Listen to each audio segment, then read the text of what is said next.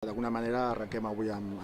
el que seria oficialment per nosaltres la precampanya i campanya i amb molt d'optimisme i amb una situació molt de tirar endavant un projecte molt enriquidor. Nosaltres som molt prudents, ja 2015 ho érem, no comptàvem per ningú. La realitat era aquesta, nosaltres mateixos érem conscients que era pràcticament impossible arribar al 5% dels vots, era molt complicat. Ho vam aconseguir, va ser una de les sorpreses de la nit. Anem també amb aquest perfil prudent, de continuar treballant, 4 anys de treball per consolidar aquesta feina, aquest projecte inicial, i ja veurem què passa el 26 de maig, però som optimistes en el sentit que per la informació que tenim d'una enquesta i de més, que hem de créixer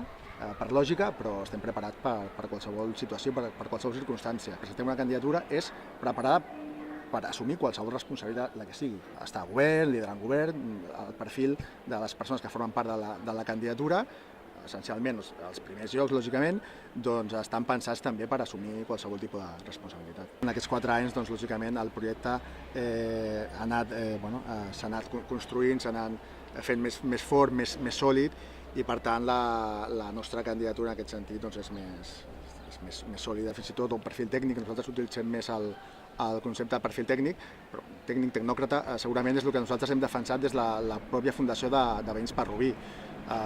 que les candidatures o els regidors de govern, a la mesura del possible,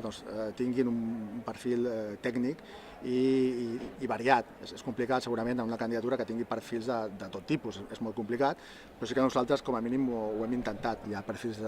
més de l'àmbit cultural, social, més de l'àmbit d'enginyeria, arquitectura, una miqueta de tot, del món de l'ensenyament també, i és una miqueta l'objectiu d'aquest. El que ha de marcar la diferència des del nostre punt de vista són les persones que es presenten per defensar un programa electoral, i ja no tant el programa electoral, perquè al final es podria encarregar un tercer la redacció d'un programa electoral, que pot estar molt bé, però al final si no tens persones que siguin capaces de dur a terme i de desenvolupar aquell programa electoral, d'alguna manera no té massa sentit. Nosaltres ni per acció ni per omissió, ni per activa ni per passiva, ni directa ni indirectament, permetrem, si depèn de nosaltres, lògicament, que el PSC, l'actual PSC, continuï governant la ciutat, perquè és la pitjor de les opcions per a la nostra ciutat, d'això estem completament segurs.